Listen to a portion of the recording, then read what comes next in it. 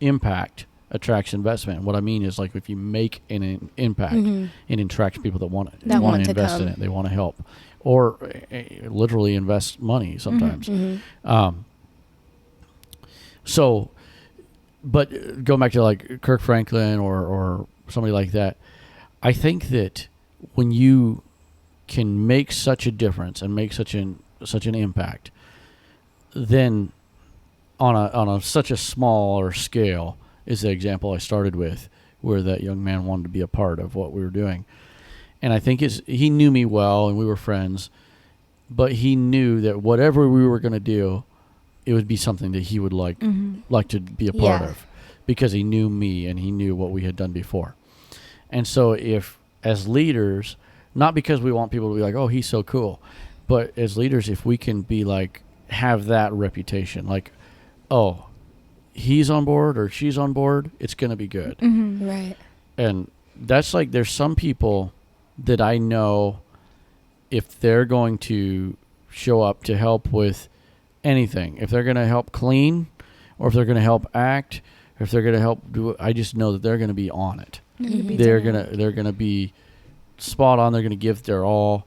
And it's like, oh, I'm excited they're coming. I'm glad they're coming. And unfortunately, there's other people that's like, okay. They just want to be here.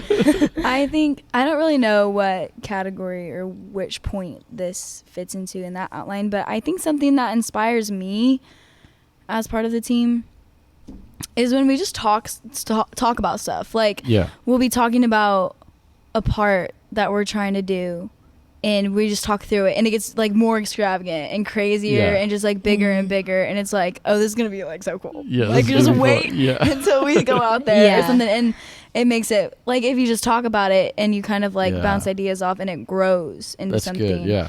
And even talking about just past stuff we've done, like the other day at the service on Friday, and we were just talking about like stuff that we've done. And that's inspiring, because be like, oh, cool, what if we did this off and now it's like, because like we were those kids, and now it's like, oh, well, we're gonna do that for these kids now. And then it just builds off of like talking about it, like breeds that excitement. It's like inspiring. And like it is to see, be like, oh, that was so cool, let's do it, let's do something like that. Or, well, and sometimes we'll do that, like after Sunday school, we'll be looking around, and I'll be talking to, like, I think I'm on a wall right here, and this. Oh, well, you know what would be cool? People will come up with ideas like, oh, that's a good idea. Talk about it. And just talking about it. Everyone just getting more ideas and stuff. It's like an organic brainstorm. It's just kind of happens off the cuff, and people get excited, and I like that too. I like talking to you about stuff that I feel like you should build, even if it's completely unrealistic. I'm like, well, what about this? But that gives me ideas. I've done a teaching session before where I'm like, what if you had $1 million? What would you do? Because if you start there, what happens is it takes the limits off. Yeah, that's really good. And then you can start thinking ideas and like, okay, we can't do a roller coaster that goes through a waterfall, but since you came up with that idea, we could do this. We can make a waterfall and walk behind it. We have done waterfalls up here. We have done waterfalls. We should do like what are those called when they go off the edge, like an infinity pool? We should do that out that big picture window right there. Oh, that would be so cool. But it doesn't open. We could do it out a window and just have like a stream of water going out. That would be awesome. Sunday school's in session when the water's going out the window. People outside like, what is that? That's how you know Sunday school. That's how you know your kids are not ready to leave yet. Come get your kids when the water turns off. That's funny. All right, so big vision executed well creates momentum that attracts those looking to invest their time and talents in something significant. Okay, there was a reason I wanted to read that. So I remember when somebody came up, you might remember this if you can think hard, because I'm not going to say their name, but they came up, they weren't even trying to help in Sunday school. They came up for some other reason.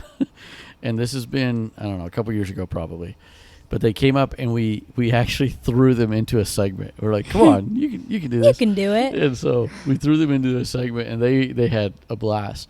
Well, they were like, let's go down. We'll go down to Portland and I'll buy costumes. I want to buy a bunch of costumes. Oh, wow. Do you remember this? I think so. I don't know who it is. Oh, yeah. So they were like, let's go down. I'll buy. So they were like, so that's an example of somebody see something. Yeah. And they didn't really know what it was about. Yeah. And so they got here and they were like, oh, wow, this is amazing.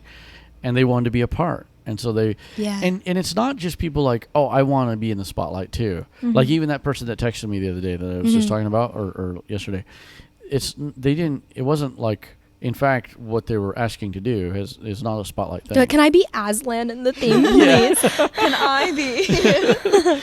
Yeah. And so it wasn't that. It was they just wanted to be a part. And so, when you do big and cool things, and so like, rousing, speeches are great.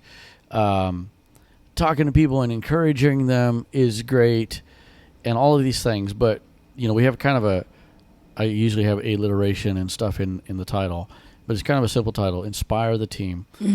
But it's because I think that the dynamics of doing that, of inspiring the team, is really all about what you are doing. If you're doing these big epic things, they want to be a part of it. And then if you're making an impact, if you are making an impact on kids' lives, if you all of a sudden have kids praying through all the time, then you're going to attract the kind of people that want to pray kids through. Exactly. And so versus if you just are doing humdrum Sunday school, you're going to attract humdrum people. Yeah. And I feel like there are people who are looking for a way to be involved in church, like, and they're not like, oh, well, I can't really sing or I can't play an instrument, so I can't be used. Yeah.